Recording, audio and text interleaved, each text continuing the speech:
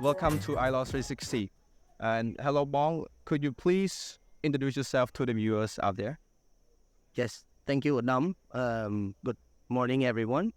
My name is Rathanak. I am the Deputy Director of the International Program of Legal Studies in the National University of Management. Yes. So, how are you feeling so far at the trip here? So the trip was amazing. We've been spending around a day and a half in Kokko province. Some of it and most of it was spent on traveling. The road to Arang camping, which is the destination where we are enjoying right now.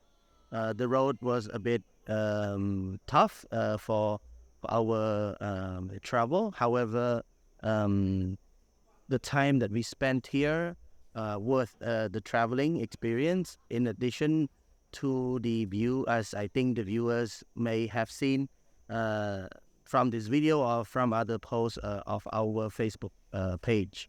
So, I want to ask, why should educational institutions such as our school right now do trips and camping to various location and site? And why should we need that in an institution? So the significance of having trips and as well as studying outside the main campus was to allow students to expose another learning environment. So the study in our ILAW program does not limit to the study in class. However, we have opportunities for students to expose to competitions. We have opportunities for students to learn inside the class, inside the university campus, as well as outside the university campus, which is exactly where we are right now.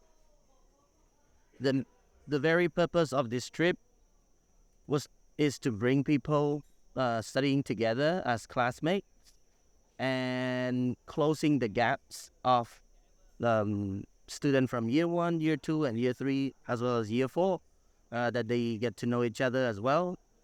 Some of the participants in this trip are also our lecturers from the university, and therefore I see that there is a huge benefit of students as well as ILAW staff and lecturers teaching in ILAW program mutually gain the benefit of exposing to outside study environment. Okay, well, regarding working as a team per se, why is it so important, and how is that applicable in real life? For example, in job, if you work individually, if you work as a team, which one is more benefit, more yield more benefit to you as a person, and or it's a combination of both at times, or it depends. How would you say that? Okay, thank you, Adam. I think you exactly tap on the right motivation and commitment of our ILAW program. So the program always encourage students to work in a team. Of course, after graduation or during graduation, if you look for other volunteer work to do, student will get to meet another new environment, be it in a private or public sector. However, students first need to understand how to work in a team first, and then by saying work as a team doesn't mean that you cannot work alone. So first, you need to be responsible at your own task. You need to be responsible for your responsibility, your obligations. Then you level up that responsibility and obligation to work as a team. So our ILAW program, most of the students, once they engage in society, but after their graduation, they mostly put it and recruit in a very good company and as well a very good organization or law office. We have received tremendous positive feedbacks that the students are quite good at multitasking, as well as able to communicate better, able to write better than some of their peers. So I see that the spirit of pushing and striving for good team collaborations. Does give a very good impression once they graduate from our program. Thank you, Bob. Another question is that I want to quickly tap on the school philosophy of learning. And in our school here, as our rector, Dr. Hao Ping, have personally stated that in ILAW here, one of the main philosophy that we have is learning by doing. So what is learning by doing, and why should we embrace that ideology or philosophy? And could you elaborate on that? Thank you, Dom. And on that topic, I first need to express my appreciation on behalf of the Nomai Law students to His Excellency Dr. Hao Ping, Rector of the National University of Management, to allow this space to happen, specifically on the road trip to Araing camping. Without his immense support and advice and guidance, we will not make this far. That's the first part of it. The second part of it, his philosophy is kept very deep inside our way of working within Nom ILAW, not because it was told to do so, but because we understand that this philosophy makes change in society, especially in the law field. Students will learn less in class rather than outside class. This is exactly why we have a lot of opportunities for students to undertake, not just fulfilling the 3 hours study in class. So that is very good substance for substantive law and also knowledge that they gain from the lecturers. But beside that, students will learn by doing moot courts. Student will be learned by going to do group work, moot court as well, opportunities that they can seek. For example, they can join debate, they can join other various competition that is not even under Nom ILAW, but it's outside. They can look for that. We believe that this learning by doing does really provide students more more knowledge. We also encourage students to do internship as well as writing thesis, writing legal memorandum, and do oral advocacy. So I believe that all these combinations of activities will only enrich their capacity as law students and in the future as law graduates. That's wrong. And another question to ask is regarding to our institution. Our institution is quite young because it has been started for 6 years now. Mm-hmm. And I want to ask to you as the director of the program, in your perspective or in your goals, 5 years from now, for example, what are the thing, 2, 3 main thing that you want to achieve in our program to further showing that this program has the premier legal education in Cambodia, or to give some integrity and credibility to our programs? So what are the goals? So thank you, Adam. Looking into the future in the next 5 years, I believe that our ILAW program will have more students from diverse backgrounds. I believe that there could be a certain exchange or dual degree where students from outside Cambodia will come and study with us as well, given our premier legal education and diverse opportunities that we can provide. We have an international standard curriculums as well as international standard extracurricular activities. So these we benchmark with other brilliant university outside Cambodia. In the next 5 years also, I also think that Cambodia will turn itself through education to be one of the most leading university hub inside the country, hosting international competitions. So every year we usually participate in competition outside Cambodia.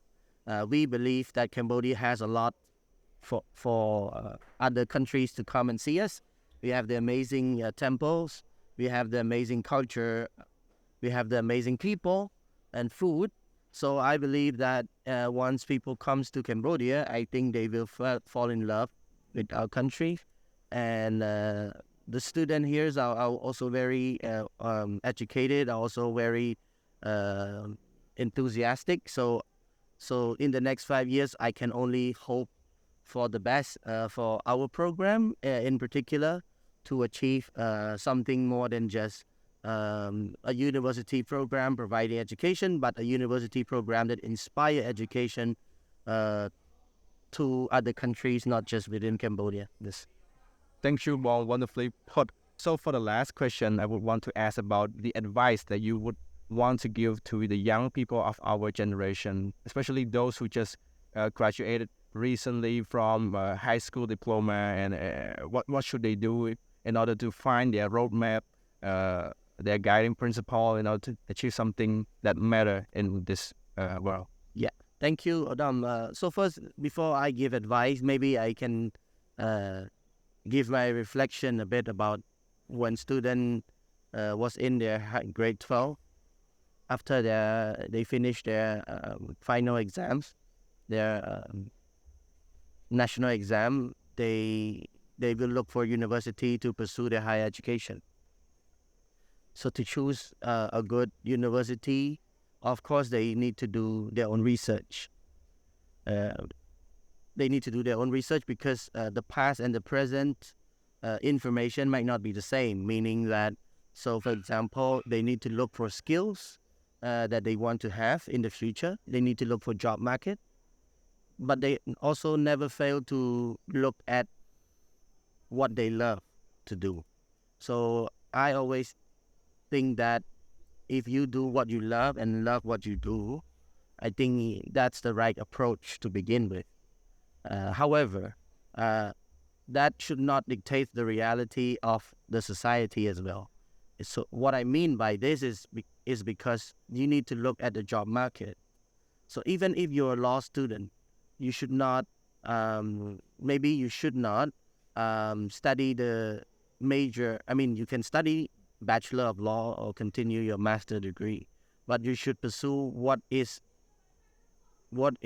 considered as scarcity, what is rare, what is very unique in that sphere.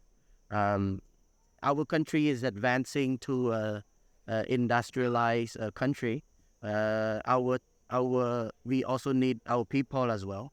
So there are plenty of opportunities that the government is opening up, not just to Cambodia but to the region ASEAN, to have more expertise in several fields in law.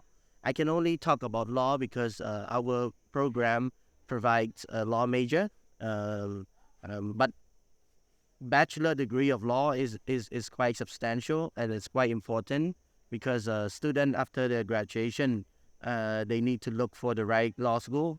So obviously, ILAW is not the only law school, but students have the liberty to choose what's best for them. Our programs provides diverse experience and opportunities. So I believe that students should look for the right one.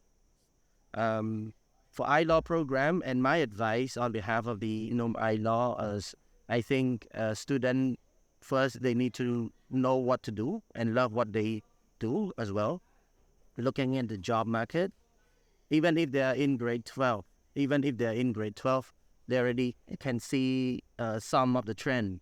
To be realistic, discuss with your parents, of course. Discuss with your brothers and sisters who have already finished their higher degree. Look for your own research. Try to do some research. You can Google what is the trend, what is the laws that Cambodia is going for. For example, if the government recently ratified any international treaty or convention, I believe that treaty and convention will be soon adopted as the national law in Cambodia. And in that way, you see that the expertise will come.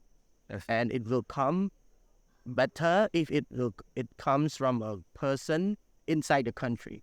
Of course, we may need other expertise outside the country, but that's a supplement. So we obviously need our people, the Cambodian people, to spearhead the projects, the program within our country.